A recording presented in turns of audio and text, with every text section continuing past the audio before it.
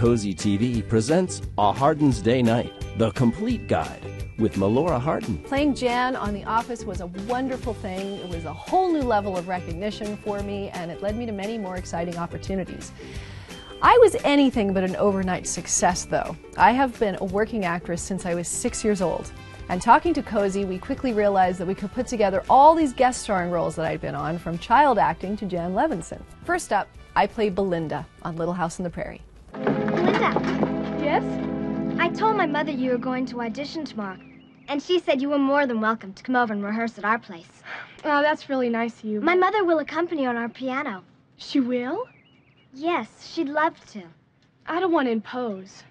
She'd be disappointed if you didn't. Look, I have to just get some ice, and then we can go right in and you can sing for a while.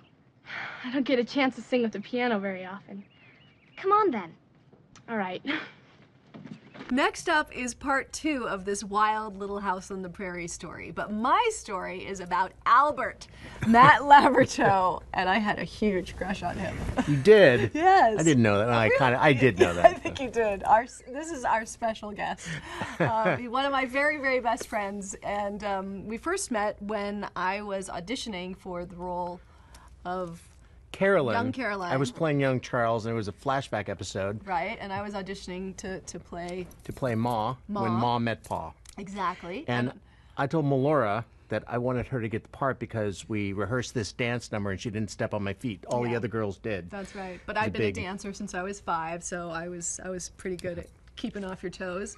I didn't get that role, but later I did get to do this episode, and that was really when our friendship kind of started.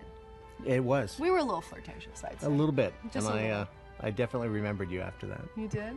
Well, because I know that you did, because that's when you called after that episode to invite me to your birthday party. Yeah. And my mother says I burst into tears.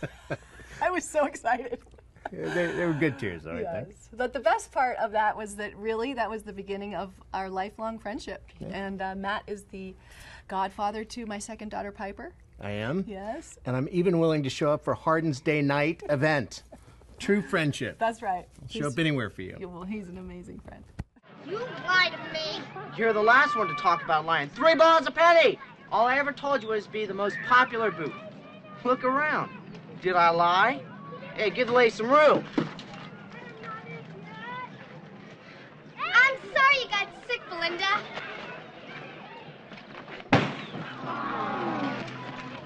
It was Willie's fault. He shut the door. Oh. That's the honest truth. Across my heart. Hope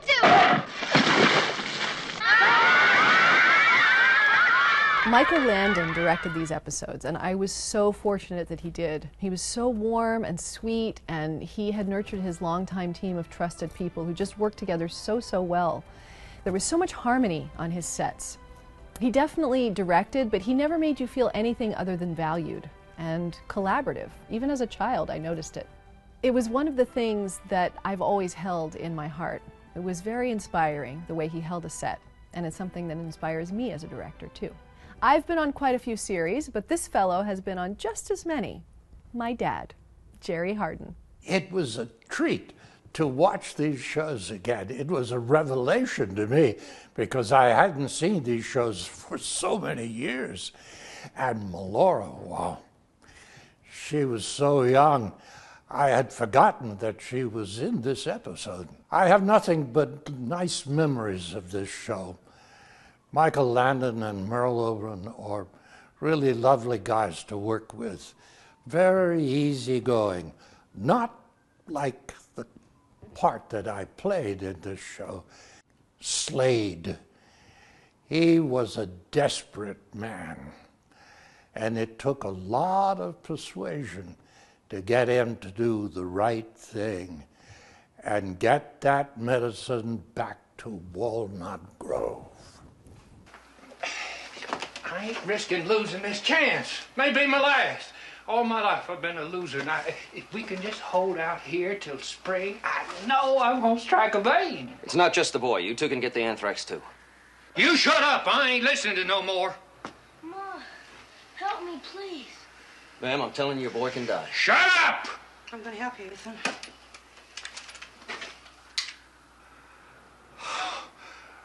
Yes. You set them men free, Hank. Oh, you wouldn't shoot me, Bess. I don't wanna, but I will if I have to save Ethan. I did my share of Westerns. It was familiar territory for me because I grew up in Texas and my father was a cattle rancher. In fact, when I was guest starring on Rockford Files, James Garner said to me, even before he said, how are you, or hello, he said, where'd you get those boots, boy? Well, those boots were hand sewn in Fort Worth, Texas. The real McCoy. He was very perspicacious, I think the word is, about authenticity. We have Murder, She Wrote, and the role that I play is a talkative man who stirs up more trouble than he ever imagined.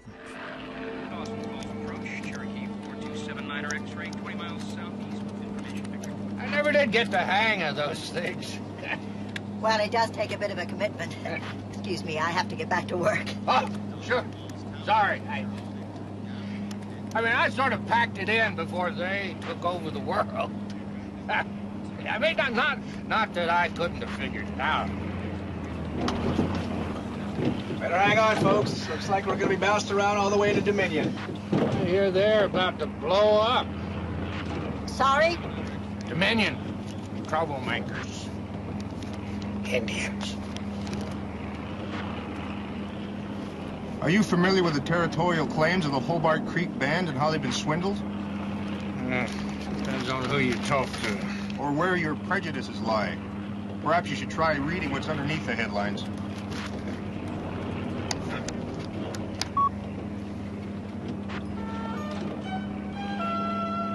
My pleasure. My character was a pretty insufferable character, but I didn't deserve to be dynamited. But there was a plus side to being blown up. We had to shoot that scene down on the bridge sector, which was some distance from the set, and that allowed me to get a ride with Angela at Lansbury, and we had time to chat. She's a lovely person, very real and enjoyable. And in the episode coming up, my character is a little more appealing, but, well, I don't want to give anything away. Johnny was a prince. What a waste. Sherry's been crying all night. They were real close, you know. I'm going to pull forward in a minute. You folks better move back a little. I'll be honest, I hadn't seen some of these episodes since they first aired, which used to be the only way you could see your work. And the upcoming episode of Murder, She Wrote was so full of people that I love. Such great actors. Patrick Cassidy and I were leads of Dirty Dancing, the TV series. Beth Grant later appeared on that famous dinner party episode of The Office. She was Dwight's date. Plus, since the episode was set in Houston, where I was born, although we moved when I was very young, I was able to channel the southern accent of my relatives. I'm so glad you made it. Rob, I never realized you're very good. Hi. Would you like something to drink? I'd love a cup of coffee. All right. What's your hurry? You're fans. You keep packing them in. Hey, Rob, you got a call on line 2. Oh, excuse me, Jessica. I'll see you later. Cindy, table 10 would like some drinks. Today would be nice. I'm doing the best I can. So I don't really show up in this episode of Magnum PI until the final act. But let me tell you this. I was 15 and I loved Tom Selleck. And watching it now, my God, he is gorgeous.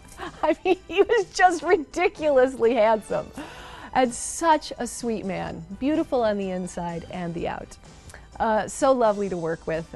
So I have one key scene that I really want you to pay attention to. The lost girl having been found, and Magnum gives her a redemptive hug. I think watching it in today's world with everyone rightly more attuned to the propriety of physical contact, but still somehow Tom Selleck makes that hug okay in that really weird moment. And back then, okay, we shot it and the director had it done, good, print, move on, and he asked, does anyone want to do that again? Tom said, I'm good, and I just said, I'd like to do one more take. And he knew that I was saying that because he was the best hugger in the world. I mean, the warmest, sweetest person, big, strong, bare arms, and you just felt so safe in his arms. So I had to have one more hug. Can you blame me? You know what Luther would do if he were here right now? Huh? What?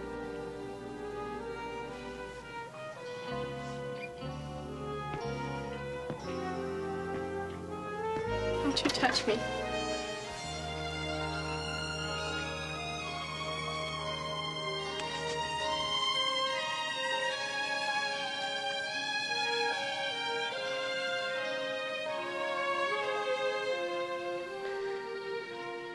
The show Quincy never shied away from tough subjects. And in this episode, I played a young runaway who gets caught up in child pornography.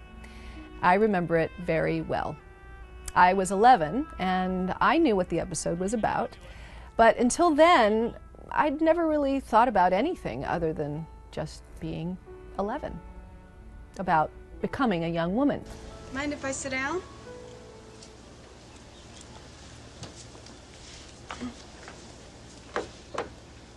You seem a little down. I guess a little bit. You must have had a pretty good reason to run away. Well, whatever it is, you sure came to the right place. 'Cause Uncle Harry's a real nice guy. There's nothing he wouldn't do for you. I know he's nice and all. Nobody's ever bought me clothes like that. They're yours to keep, too. You should see my closet. Are you married to him? Well, no. Engaged? Yeah. You're not scared, are you? A little bit. Of Uncle Harry? No, I just don't know what I'm gonna do. It's my first time away from home except for field trips and things. Well, think of this as a field trip of sorts. Maybe I should call home and let my mom know I'm okay. Is that all that's bothering you? I'll tell you what, I'll call your mom. And I'll say that I'm your friend, and I'll let her know that you're in tip-top shape and that she shouldn't worry. And that way, you won't get yelled at or anything, and your mom will know everything's cool. Hmm? Would you do that for me? Sure. When we shot the final scene, everyone was very careful. The director had me wear my pajamas to set, and I wore my full body zipped up all the way to the top footsie pajamas. Even though I had just done a swimming pool bathing suit scene the day before, I knew this scene was different. And that's why you only see me in very tight close-ups. My pajamas were zipped all the way up to my neck. This episode of Quincy is an infamous pop culture oddity, as Quincy names punk rock as the cause of death in the coroner's report. But for me, this was such a treat. At 15, I was so focused. I'd been acting since I was 6, I'd been dancing since I was 5, and I was so not a punk rocker. I was much more at home in that little house on the Prairie wardrobe. But going against type was something that I relished. And having those physical things, the crazy punk makeup, the braids in my face, having that mask to work with was really the key. I've always said that I'm a character actress in a leading lady's body because creating a character is the fun part for me, especially with bold visual choices to build on. When I was Roxy Hart on Broadway in Chicago, I would always take a moment before going on stage to look in the mirror and visually connect to the physicality of my character, to inhabit that visual. Then, if I ever felt lost for a moment, I could connect to the visual information, and then I would just know what to do. Saw a blind man the other day. Took his pencils, I ran away. Watched the man died in the street, said, go to hell if you can't take the heat. Give up! I don't know why you're trying. Give up! You know you're gonna die. Give up! Some stupid joke. Give up! I wanna see a show! Show! Show! Show! Get a job for the man. Blow his brains out if you can. Tell the judge you'll have to speak. There ain't no garbage like the human race. Give up! I don't know why you try. Give up! You know you're gonna die. Give up! It's always been. We started talking about this event because we realized that over my career, starting at 6, I had appeared on such a wide range of Cozi TV series. Not many can cross over from Little House on the Prairie to Murder, She Wrote to The Office. When I began on The Office, Jan was completely the straight woman, a true foil. The story I created for myself was that she had defeminized herself to succeed in a man's world, which I guess makes sense that later, when she starts going off the rails, she gets the infamous boob job. Just overcorrecting, I suppose. Okay. Jan?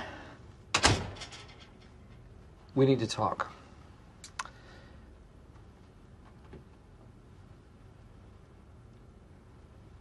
Jan is in a different place right now, and it is a sign of maturity to give people second chances. So I'm going to hear her out.